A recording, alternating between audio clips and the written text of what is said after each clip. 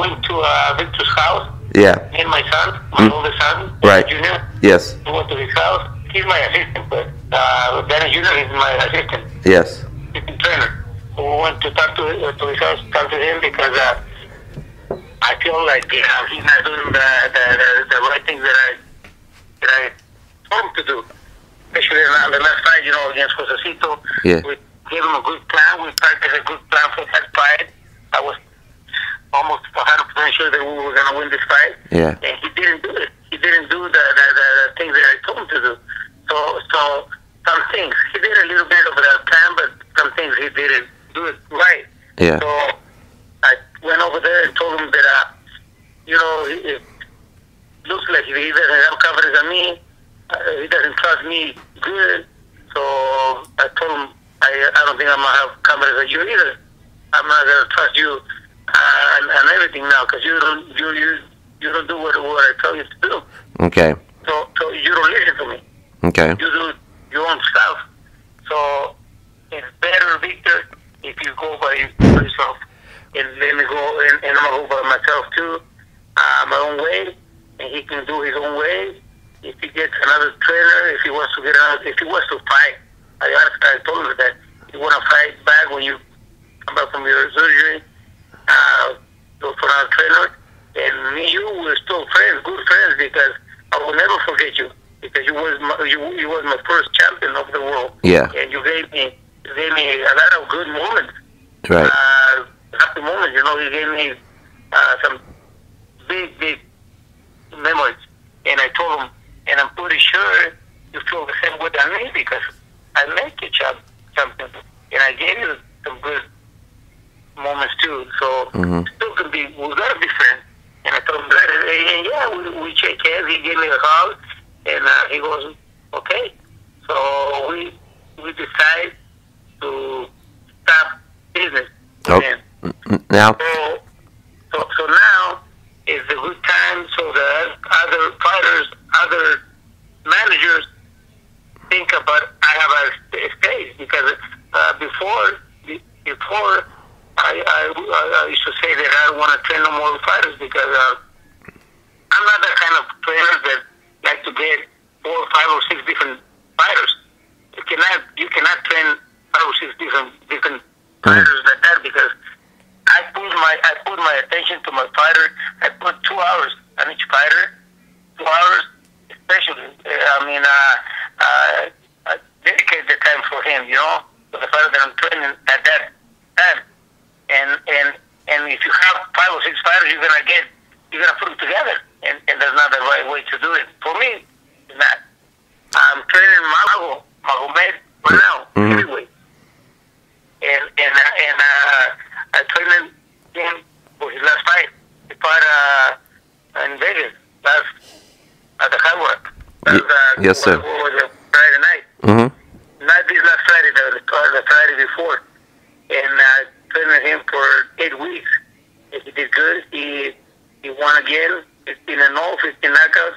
His promoter, Thompson, and his manager, his whole team, is very, very happy with me. They told me right after the fight, they go, the things that we saw, because his manager came over to camp with us. He stayed over here for 3 or 4 weeks. And he goes, the things that I saw you teaching my fighter, Mago, those are the things that he did in the fight. So they were happy with me. They were like did the right thing. And because he did listen. He even told me in the dressing room because I told him, Mago, we sat down before the fight. That always was Victor too. So we trained hard. We did everything. We did the good plan for this fight and this and that.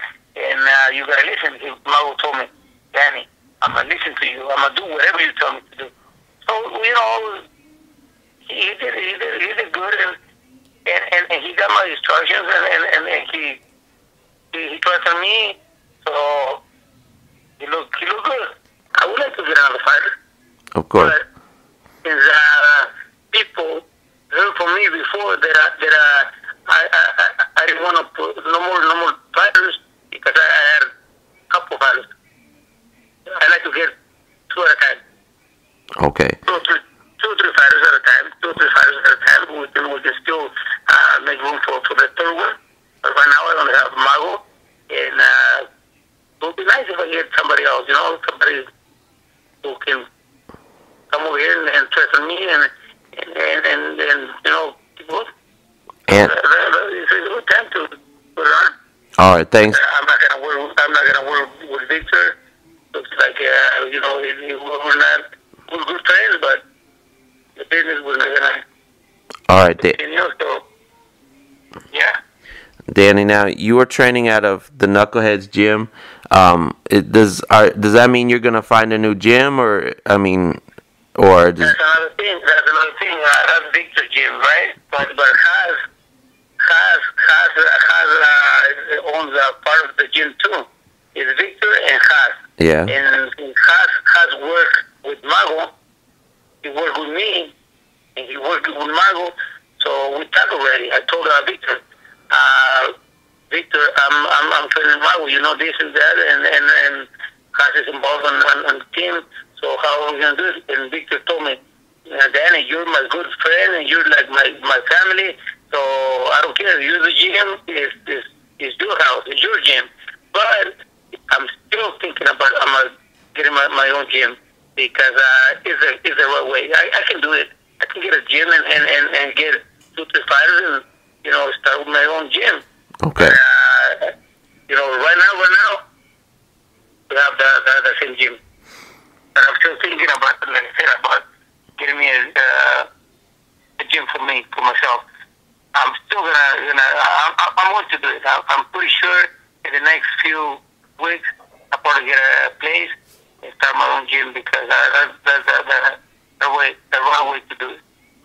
And you said that you felt that you couldn't trust Victor because he wasn't following your instructions in the fight. Like, from his end, what were the things that he was maybe unhappy about to where he's felt that he couldn't work with you anymore?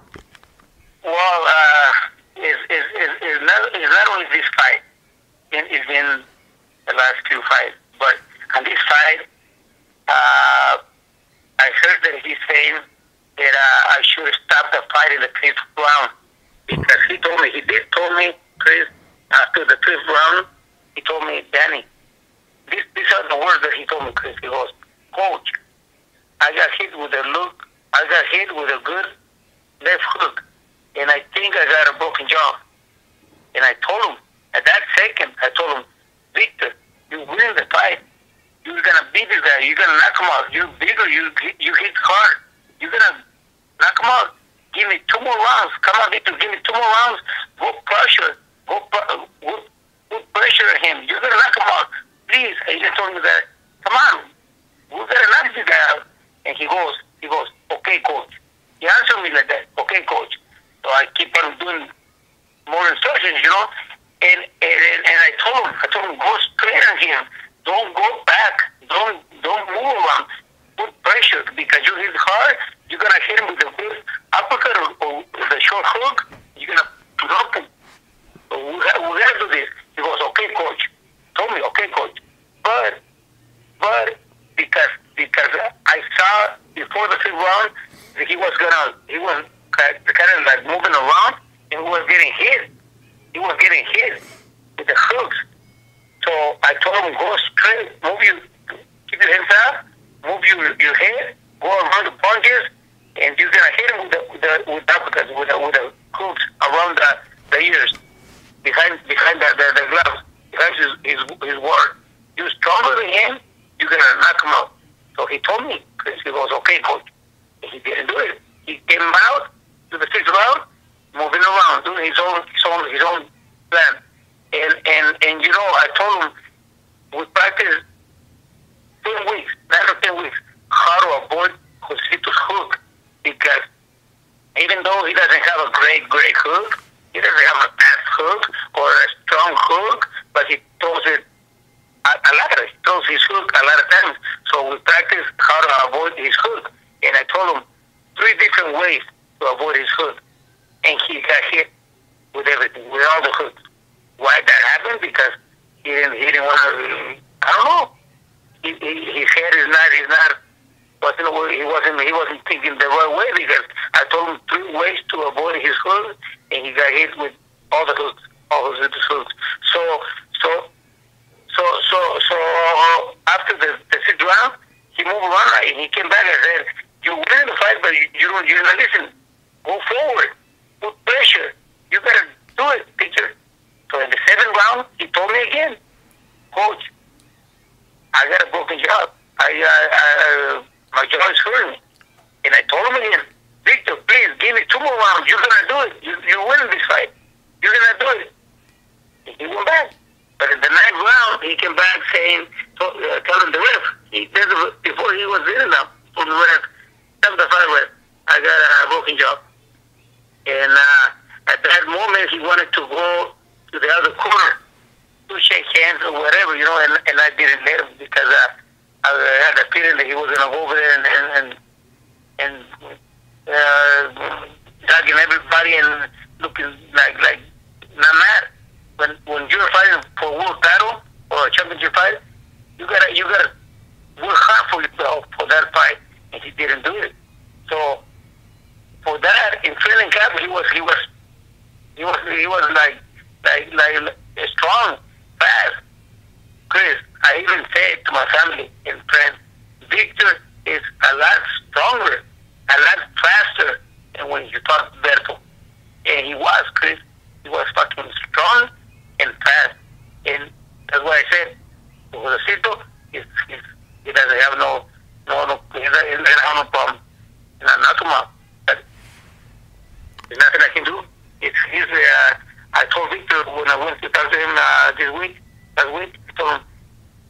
told you a lot of times, Victor, and I'm going to tell you one more time, but this is going to be the last one. When I went over there to finish with him last week, I told him, this is going to be the last one. You're a good fighter. You hit hard, but you have something in your head. Your heart is not letting you do whatever the plan is. You're a good, great fighter, but you have a problem on your head. And, he was real quiet. Nothing I can do. That's boxing. I just saw something on the internet right now that Amir Khan saying that he's gonna change trainers. So that's funny. Victor might think about Fred Roach, for instance, and Khan is listening to him. So there's nothing we can do. It's the Fred Roach is not his fault either. Khan was fighting good, and I thought Khan was going to beat Danny Garcia. He got hit, he got hurt, It wasn't his fault either. But fighters, when they lose, they blame it on the trainers always. That's not right. Sometimes, if something, sometimes like the plan is not good, maybe you can say the trainer. But when you're winning the fight, like me, he was winning the fight, even though he wasn't doing the plan, he was still winning the fight. And because he got a broken jaw, it's my fault. Not my fault. It's fine. Anything happens. Thanks a lot, Danny. We appreciate it. I'll get this out, and we'll talk to you soon, okay? Yeah, I told him, and it's true. And I even sent him a text last night for the fight. I told Victor, right there when I was talking to him, I told him, I still love you, Victor. I feel very, very like with you, and anytime you want to come to my house, my family is your family, and, I still love him, and I wish the best for him. But business is business, and if he doesn't trust me, that's okay. I can still go to his fight. Why not? I love the way he fights. But his head, he doesn't let him do the right things.